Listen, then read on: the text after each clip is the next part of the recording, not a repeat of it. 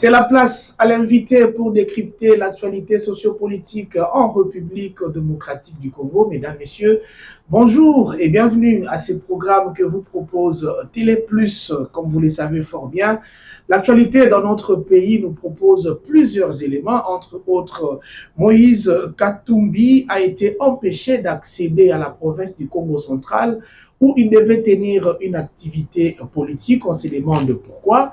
Juste après, le gouverneur Guy Bandou avait été interpellé par Kinshasa, sûrement parce que cette décision ne venait pas de la haute hiérarchie. Pas plus tard que hier, Matata Ponyo, lui aussi, a été empêché d'arriver, de tenir une activité scientifique dans l'une des universités à Kenge pour cet opposant. Ceci est une décision qui enfreint la démocratie dans notre pays. La CENI avait procédé à l'audit du fichier électoral et il s'est bombé le torse en disant que tout va bien, tout est bon pour aborder les élections en décembre 2023, chose qui venait d'être confirmée par Félix Tshisekedi en déplacement. Il est en Chine devant la communauté congolaise. Il a affirmé plusieurs choses, entre autres les élections auront bel et bien lieu à la date prévue par la Constitution. Chose étonnante, Félix Tshisekedi a dit, après plusieurs voix qui se sont levées à ce sujet, que la communauté de l'Afrique de l'Est qui intervient sur la situation sécuritaire en République démocratique du Congo serait de mèche avec le M23. Doit-on dire que c'est un peu plus tard que le chef de l'État a compris la voie de la raison? Pour répondre à toutes ces questions, pour analyser, décrypter toutes ces problématiques, que nous avions eu besoin d'un Congolais de taille, un expert, un professeur des universités. Il est directeur général de la Fondation Lumumba. Lui, c'est donc le professeur Michel Kitoko. Ensemble avec vous, chers téléspectateurs, nous allons le recevoir. Bonjour et bienvenue à vous, professeur Michel. Merci, je remercie à l'ensemble des Congolais qui vont regarder cette émission sur base de vos questions et réponses adaptées aux problèmes que nous allons comprendre chaque minute qui suivent selon l'actualité, les sujets qui est annoncé, comment appréhender la question continue de notre pays. Très bien. Professeur, quand on passe sur un plateau de télévision, surtout dans une émission à caractère politique, le public qui nous suit est à l'aise lorsqu'il a la connaissance de l'appartenance politique ou de la tendance de celui auquel il a affaire. Doit-on dire que vous êtes du FCC, professeur? Bon, je peux affirmer que je suis, si vous voulez, en rapport avec le régime actuel, je suis de l'opposition. Voilà. Ça, je peux vous confirmer. Opposition, FCC, parce que nous semblons avoir plusieurs oppositions. Il y a ce qu'on appelle pour le Congo, l'opposition qui réunit l'ancien Premier ministre Matata Ponyo, il y a Olivier Kabitatou, il y a les autres, le président élu, selon ceux de son parti, Martin Fayoulou et consorts, ou vous êtes dans l'opposition résistante qui a comme autorité morale Joseph Kabila. Bien entendu, je suis, si vous voulez, sur le plan thématique, sur le plan orientationnel, je suis dans les thématiques du FCC résistant. Très bien. Professeur Michel, vous êtes lumumbiste, oui. De surcroît directeur général de la Fondation Lumumba. Exactement. Vous êtes très visible dans toutes les cérémonies, toutes les activités liées à la personne de Lumumba. Et d'ailleurs, récemment, avec le rapatriement du reste de Patrice Emery Lumumba, vous étiez très visible. Alors, y a-t-il un rapport entre le lumumbisme et le kabylisme? Non, mais le rapport est si simple parce que, vous savez, nous devons quand même enseigner. Voilà pourquoi Patrice Emery Lumumba avait souhaité qu'on puisse enseigner à tous les enfants de toutes les générations la question politique est relative à l'amour de la patrie.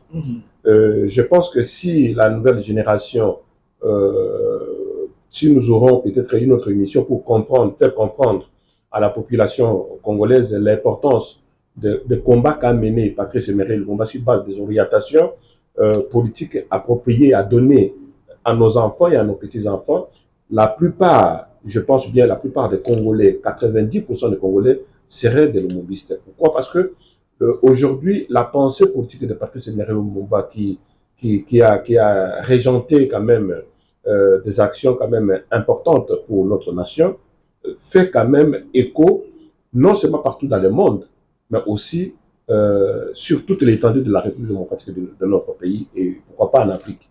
Donc sur ce chapitre-là, je pense que Lumumba, au-delà du fait qu'on peut être appartenant à Patrice Emery Lumumba, mais aussi c'est un concept, c'est une idée, c'est une grande idéologie qui nous permet aujourd'hui de nous rappeler de la naissance de la République de notre pays et de son évolution. Et c'est sous base de ça, vous allez comprendre que être le lumumbiste n'est pas simplement être le fils ou le fille de tendant de la famille Patrice Emery Lumumba, mais de la grande idéologie, de la vision que nous devons avoir de notre pays, de l'amour de la patrie. Et c'est celui-là qui a donné son sang pour que nous puissions être ce que nous sommes aujourd'hui. Voilà la question d'être lumumbiste.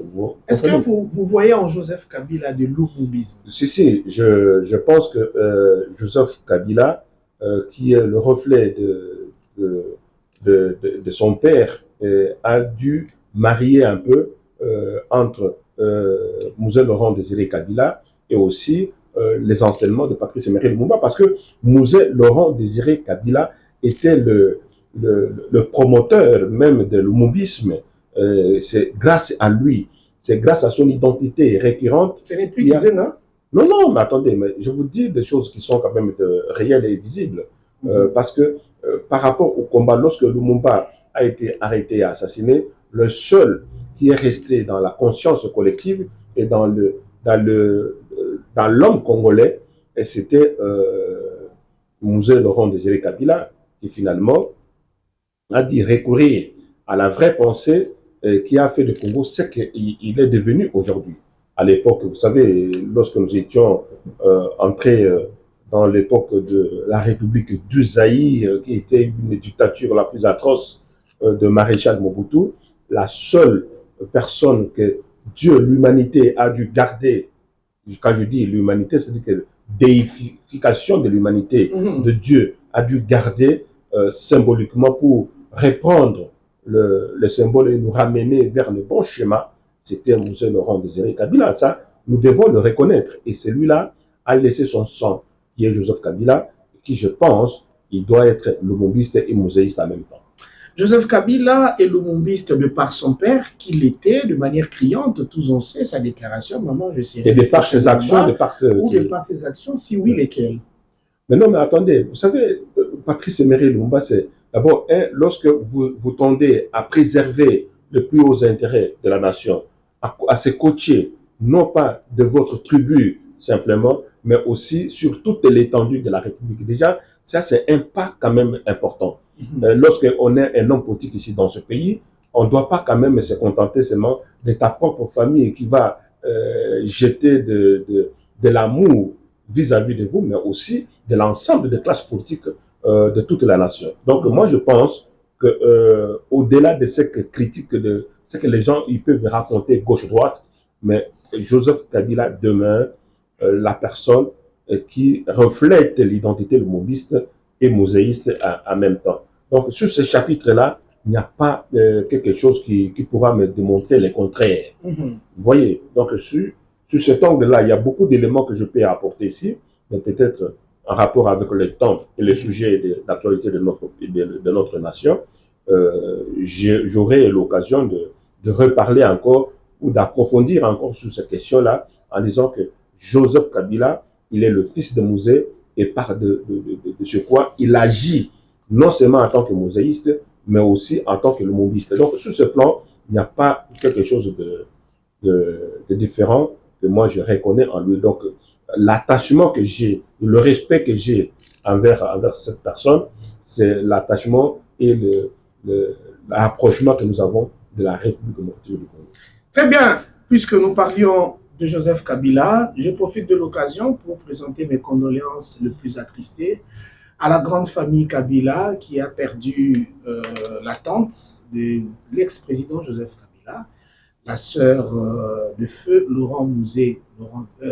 Mouzé Laurent Désiré Kabila, excusez-moi pour ce lapsus, Je pense que vous avez aussi un mot par rapport à cette histoire qui a endolori la famille. Oui, c'est pas question d'endormir, Qui a endolori. Qui a endolori.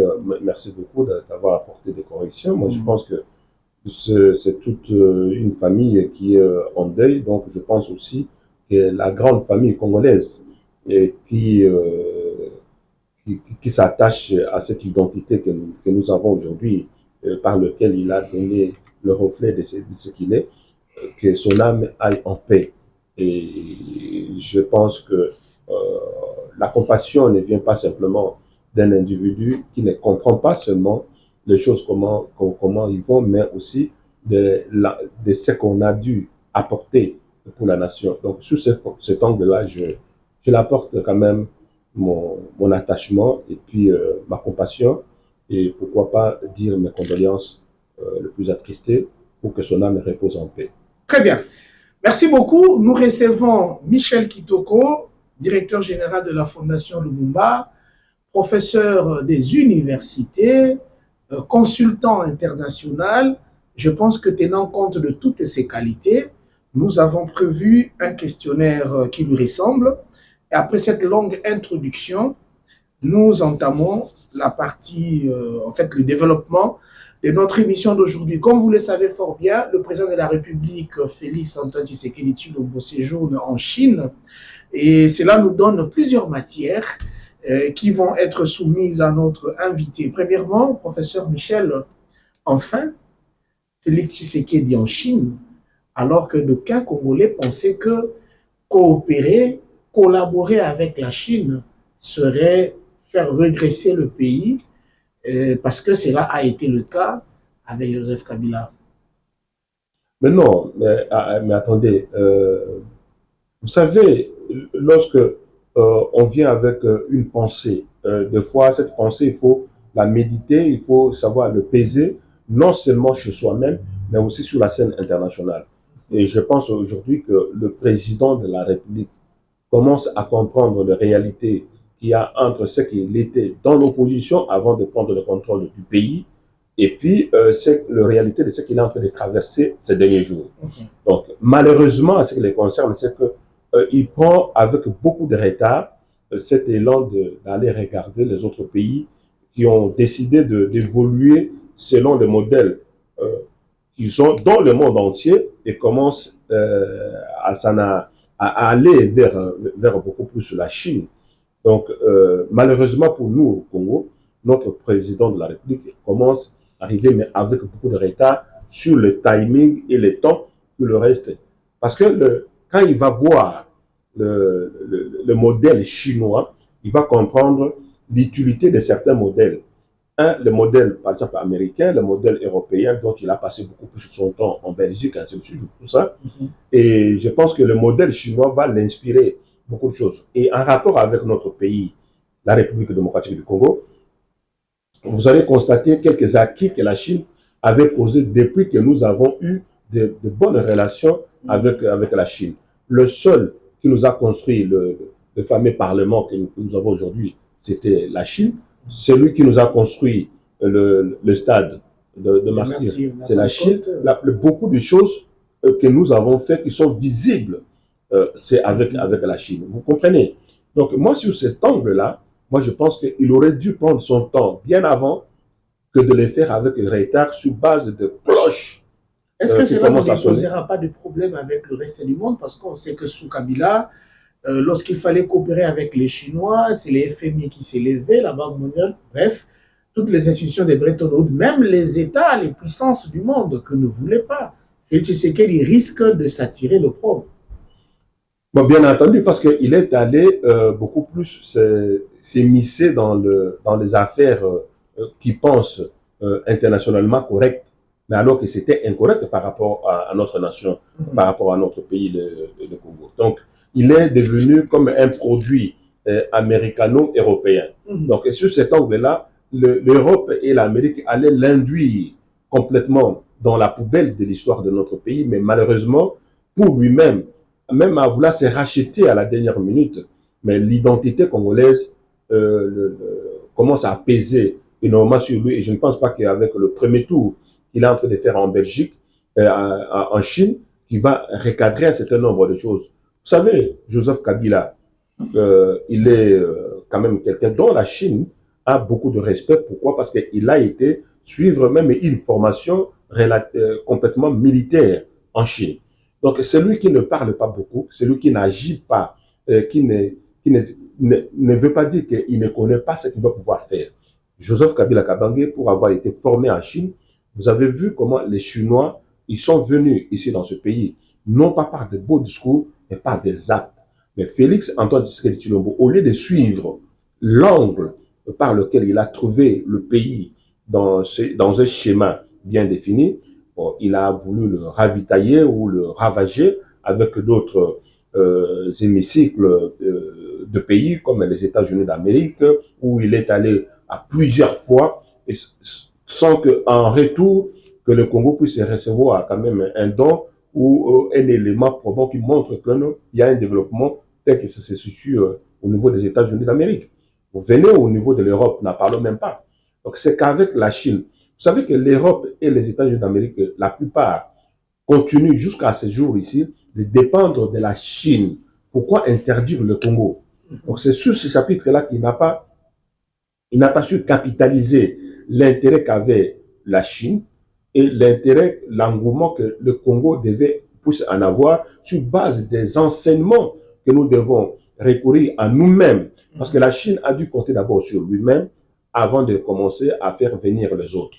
Donc là maintenant, il est dans une relation où il doit pouvoir recevoir de l'enseignement par rapport à la Chine, mais aussi demander de l'aide complètement. Vous savez, lorsque vous êtes en fin mandat et que vous allez demander de l'aide, ce n'est pas pour aider le pays, mais pour aider soi-même à se pérenniser au pouvoir. Ce n'est pas normal. Ok, à vous entendre parler, et si on se réfère à l'histoire, on se rend compte que Lumumba était en bon terme avec la Chine. Mobutu, à un moment donné, a compris qu'il fallait collaborer avec la Chine. Mosé Laurent Désiré Kabila n'avait pas des raisons à tourner le dos à la Chine. Joseph Kabila a fait la même chose. Aujourd'hui, enfin, Félix Tshisekedi, vous voulez affirmer que la Chine est un bon allié pour le développement de la RDC? Non, non, en fait, la Chine montre à beaucoup de pays comment situer l'ancrage de son développement. Il faut, je pense, aller en Chine, non pas aller demander de l'aide, mais aller comprendre comment ce grand pays a dû se développer pour arriver à un niveau de concurrence complètement élevé aujourd'hui face aux États-Unis d'Amérique et face à beaucoup de pays. Et dans tous les domaines et dans tous les secteurs d'activité. Pour moi, la Chine devait être un pays de l'enseignement. Pour un bon dirigeant aujourd'hui, qui a évolué au niveau de l'Europe, au niveau de l'Amérique, et doit comprendre l'intellectualisme ou le réveil de la conscience devait quand même attirer l'attention de tout un peuple, toute une public et n'importe quel citoyen, de s'attacher quand même à la Chine pour essayer de comprendre comment ils ont dû se développer pour en arriver au stade où ils en sont aujourd'hui. Parlons de l'enseignement. Vous ne vous limitez pas seulement sur le plan de développement ou de la modernisation. Apparemment, vous voulez parler aussi de la notion de la souveraineté parce que la Chine, aujourd'hui, historiquement, reste l'un des pays qui a démontré que sans la dépendance occidentale ou européenne, on pouvait se définir et être soi-même. Mais c'est ça le problème, parce que la dépendance occidentale n'est pas quelque chose qui est ancré dans toutes les institutions. Donc, je ne pense même pas qu'il y a un pays au niveau de l'Afrique qui pense et qui écrit dans ce lettre constitutionnelle qu'il y a une dépendance vis-à-vis de l'Europe. Ça, c'est l'Europe qui veut montrer sa notoriété et sa souveraineté, voire même son élégance vis-à-vis de sa suprématie vis-à-vis des autres pays. Alors, nous, quand vous regardez notre constitution du premier article jusqu'au dernier, il n'y a pas un seul article qui nous réfère aux principes complètement européens. Et ça, ce sont des notions reçues dont beaucoup de gens pensent que parce que j'ai été en France, j'ai été en Angleterre, j'ai été en Belgique, j'ai été là-bas, c'est comme ça que les choses devaient être ici chez nous. Nous devons nous récapitaliser en tenant compte de principes qui existent chez nous. Et c'est notre pays, République démocratique du Congo, et nous connaissons quand est-ce que nous sommes devenus indépendants et comment nous devons reprendre les choses et les contrôles de la situation et du pays pour l'amener vers de l'avant. Et c'est cet enseignement-là que manque à beaucoup de nos politiciens actuels. C'est un peu ça. Moi, je pense qu'aujourd'hui, on est en Chine, dans un pays complètement communiste. Ce n'est pas ramener au Congo le communisme, mais aussi regarder comment ils ont dû se développer en rapport avec leur histoire et comment nous devons nous développer ici en rapport avec notre système. Non pas à copier le modèle politique chinois, non pas à copier non plus le modèle politique européen, mais notre modèle à nous que nous sommes choisis. C'est là le pourparler dont moi je pense que aujourd'hui... Donc c'est une question de paradigme qu'il faut repenser. Justement, il faut pas se limiter sur le problème de notre système est complètement européen. Non, non. C'est notre système est complètement congolais, d'abord.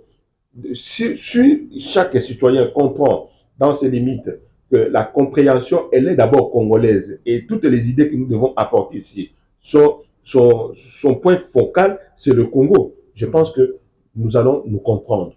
Et ça nous permettra à nous de dégager au finish une forme de république ou des fois des modèles démocratiques qui, des fois, ne dit pas son nom au lieu de faire des copies-coller sur certains schémas, certaines réalités, des fois, qui ne correspondent pas aux normes que nous sommes en train de traverser ces derniers temps. C'est un peu ça. Ok. Michel Kitoko, en Chine, le président de la République a réuni la communauté congolaise vivant dans ce coin, précisément à Beijing. Et dans leurs échanges, Fachi a confirmé qu'il y aura bel et bien élection en décembre 2023, tel que prévu par la Constitution. Pensez-vous que le chef de l'État a dit ce que nous allons vivre réellement ou il s'est précipité à dire quelque chose qui risque de ne pas l'honorer? Vous savez, lorsqu'on est président de la République et lorsqu'on a une notoriété dont le comportement ou la personne devient quand même une personne sensible sur lequel l'ensemble des Congolais dépendent, je pense qu'il aurait dû mesurer ce mot en Chine ou ici. Parce que tout ce qu'il dit, tout ce qui peut sortir de sa bouche aujourd'hui est capitalisé et analysé par de recueillements ou des fois des centres d'analyse qui permettent à ce que le Congo soit en difficulté demain ou après-demain. Un bon dirigeant qui se respecte n'arrive pas à donner des leçons à l'extérieur de son pays.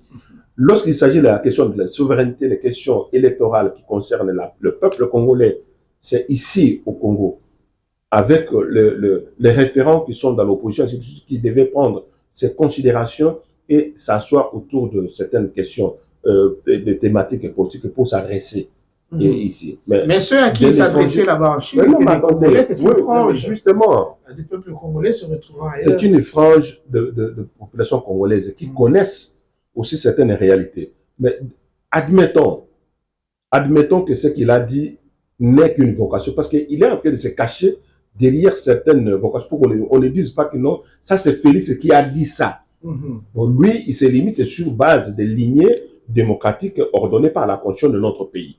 Mais la réalité, quand les réalités vont le rattraper demain ou après-demain, il va dire que non, lui, jusqu'à la dernière minute, il pensait que les élections devaient avoir lieu.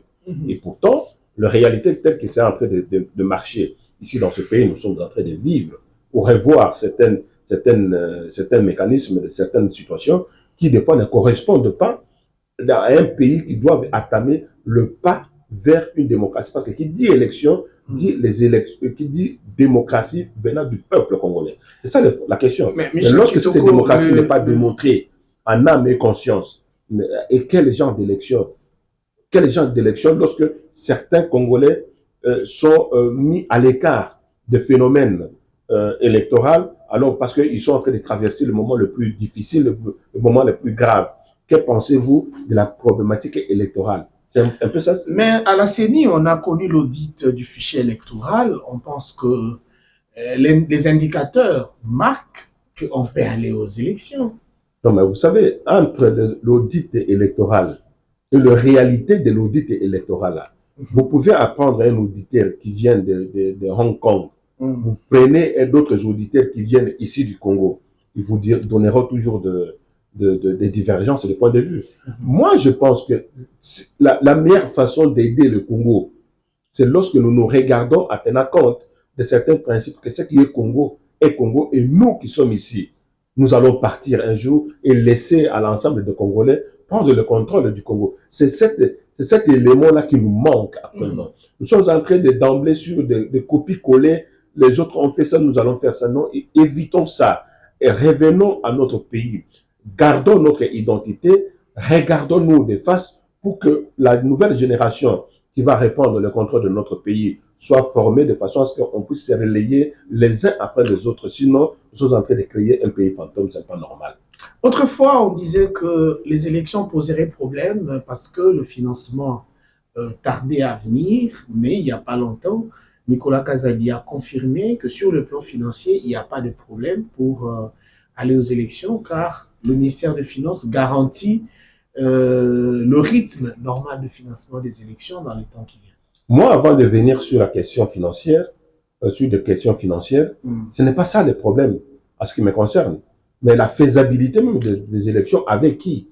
Vous savez, au moment où nous sommes en train de passer cette émission,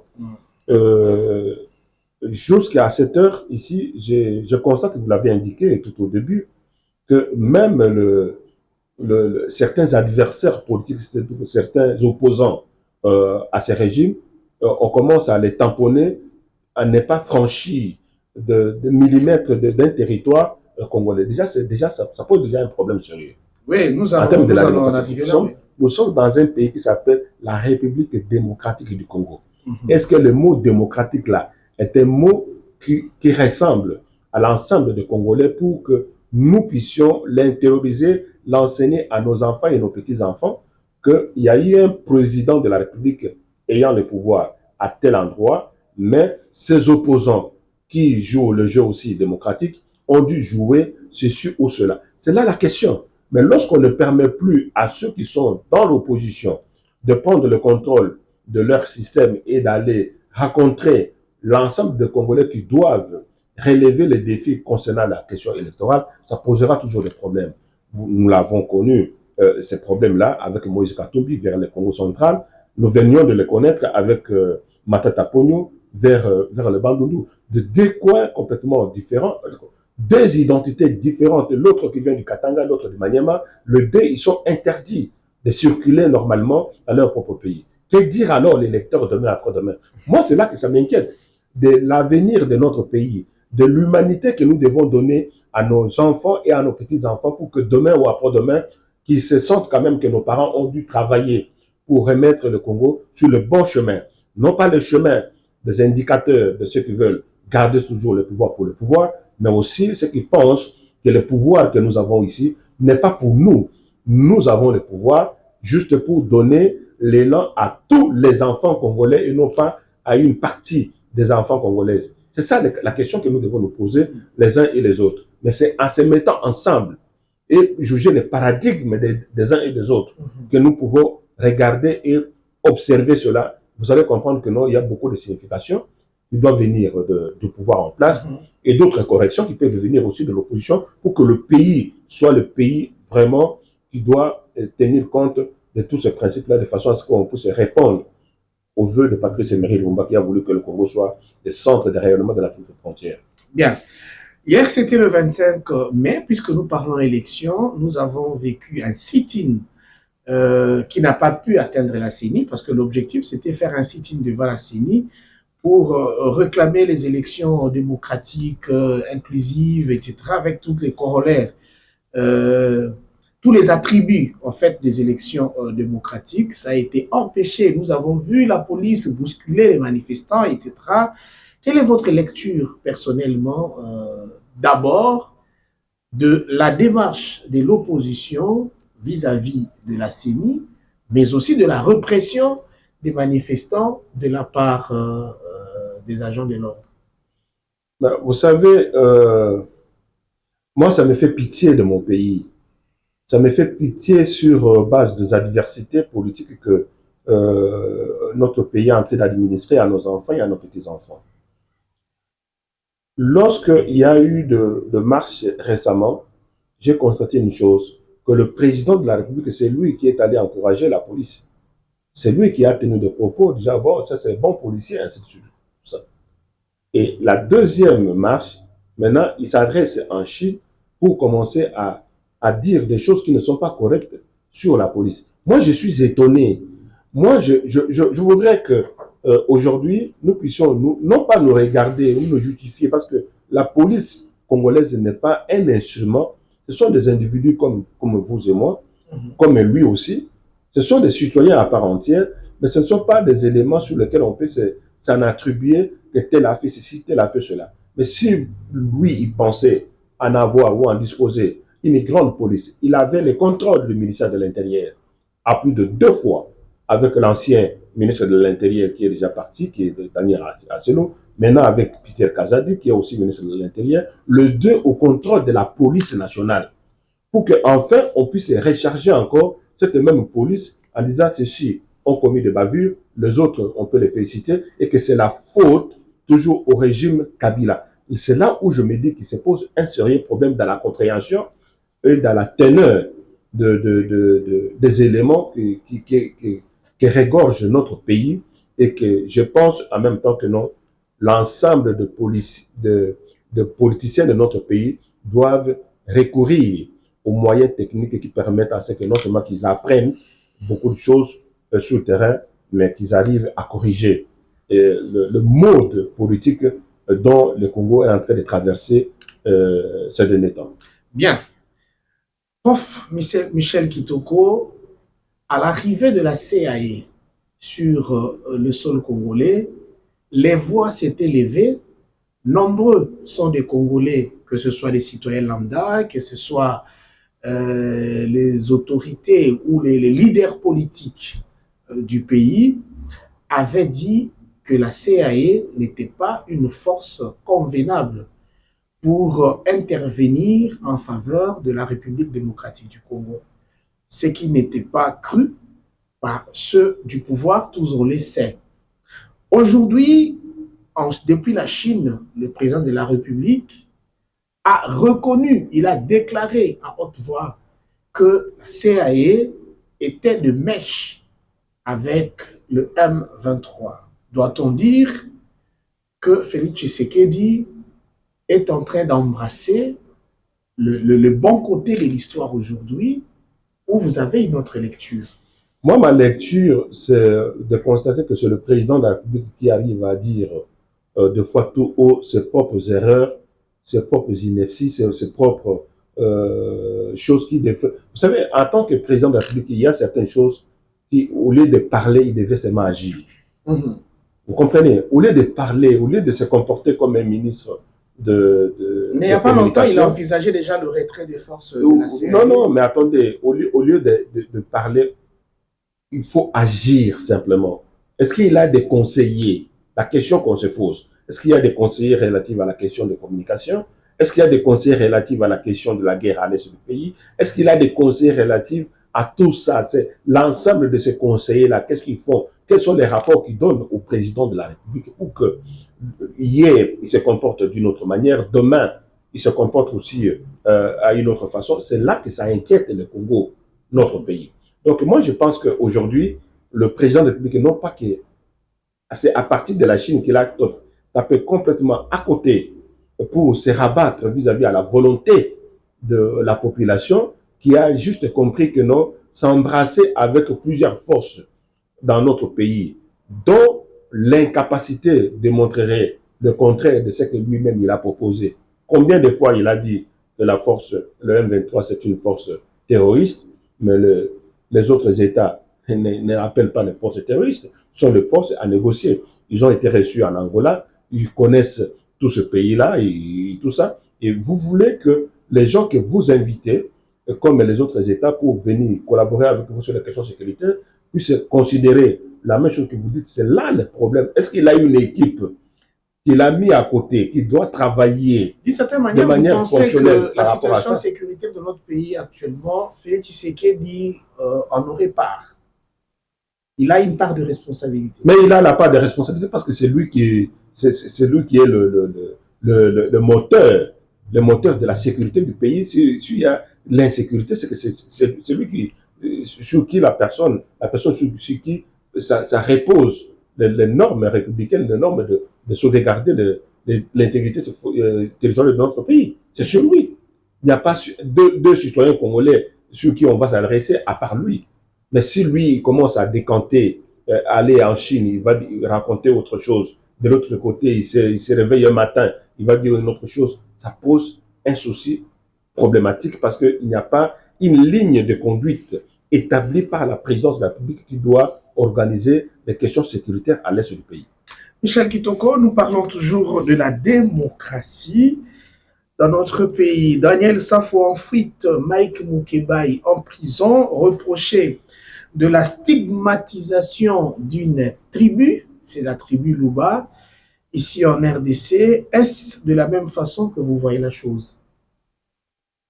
Vous savez, je suis extrêmement gêné de voir que nous sommes en train de nous stigmatiser les uns contre les autres. Moi, je suis Michel Kitoko.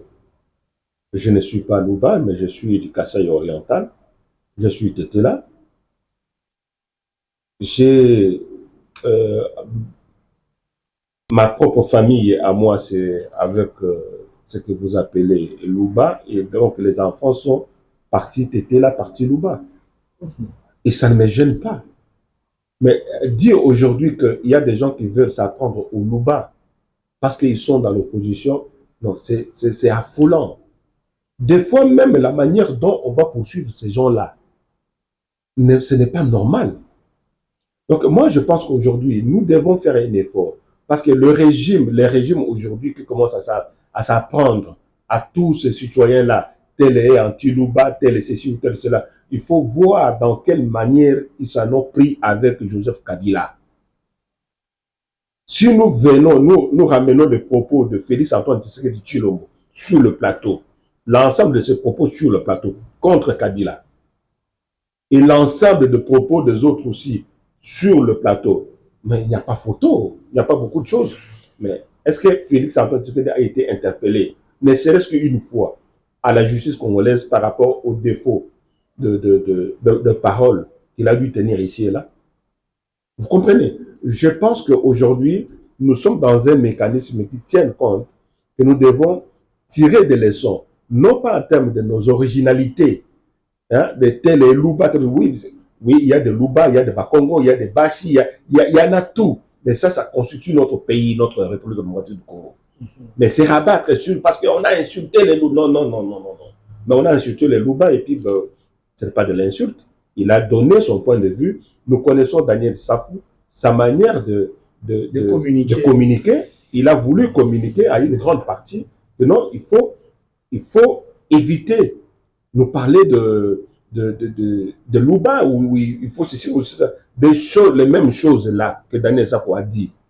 Beaucoup l'ont dit en direction de Joseph Kabila Kabange, faisant état de... Non, même sous ce régime, il y a un pasteur qui prêchait dans un stade de Kasaï qui disait c'est notre pouvoir, vous devez sécuriser. Je dis non seulement du temps de Joseph Kabila, beaucoup l'ont dit, mais ces temps-ci c'est encore plus grave. Du moins, Michel Kitoko condamne le tribalisme et la stigmatisation tribale. Vous savez, nous devons quand même nous comporter. Pourquoi pas donner un service qui permette à ce que la nation puisse s'identifier en tant que nation. Quand un citoyen ou une citoyenne congolaise est en train de passer, est-ce que vous saurez par quelle magie que tel elle est Luba, tel elle est Swahili, ou elle est Mukongo Dou, ainsi de suite, tout ça. Nous sommes tous des Congolais, mon Dieu. Hein? Donc, le problème qui est là, c'est quoi? C'est qu'il y en a qui veulent mettre de l'ascension sur cette question et voire même des tribunes ou des procès inutiles par rapport à cette question. Et moi, je pense que Daniel Safou, nous connaissons dans quelles conditions et comment il est la personne, dans quelles conditions il a dû étaler ce genre de problèmes, mais nous ramener ça comme le véritable problème qui traverse notre pays, ça c'est vraiment esquiver le vrai problème qui consiste à sauver la nation de tous les enjeux, de tous les problèmes, de tous le spectacle désolant que le Congo est en train de traverser. Très bien. Michel Kitoko, c'est la fin de l'émission déjà. La dernière question qui va nous séparer. Nous avons vu la marche de l'opposition le 20 mai, le bilan. Tous on sait qu'il est chaotique, même la communauté internationale en a parlé.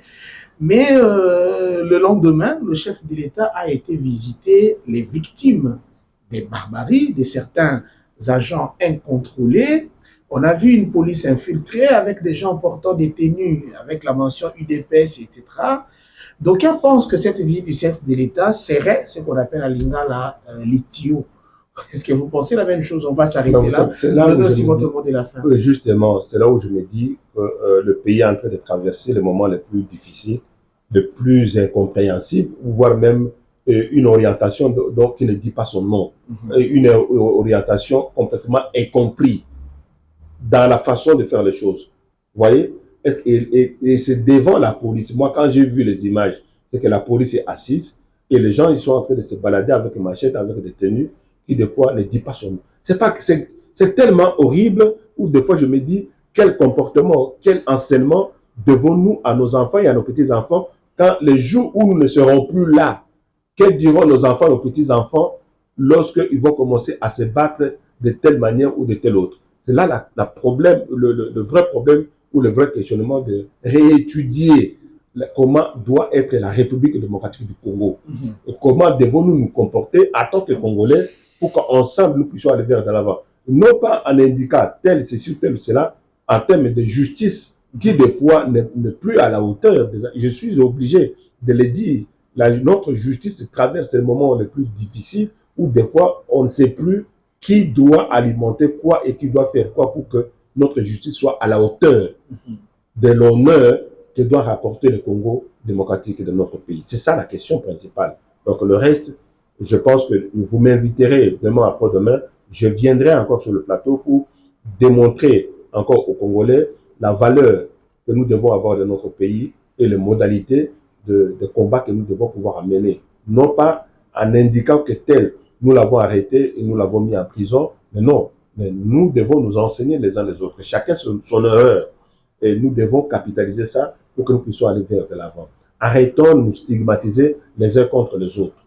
Même notre propre justice aujourd'hui est dans l'incapacité absolue de mettre la main sur beaucoup de choses, beaucoup de thématiques qui continuent à circuler sur l'étendue de la République démocratique du Congo, dont j'étais le nom. Hommage à votre dévouement et à votre disponibilité d'avoir accepté notre invitation de répondre à nos questions. Un grand merci à Christian Koungou, Gauthier Yanfou et Nora Chama. C'est l'équipe qui a techniquement donné cette belle recette, cette belle émission avec Michel Kitoko. Merci à vous, peuple congolais, de nous avoir suivis. Restez fidèles au programme de Télé Plus. Merci au professeur Michel Kitoko. Pour rappel, il est directeur général de la Fondation Lumumba, il est professeur des universités, consultant international, et là, il répondait aux questions d'actualité sociopolitique en RDC. Nous allons le recevoir de nouveau pour la continuité de l'actualité. Merci beaucoup. C'est moi qui vous remercie.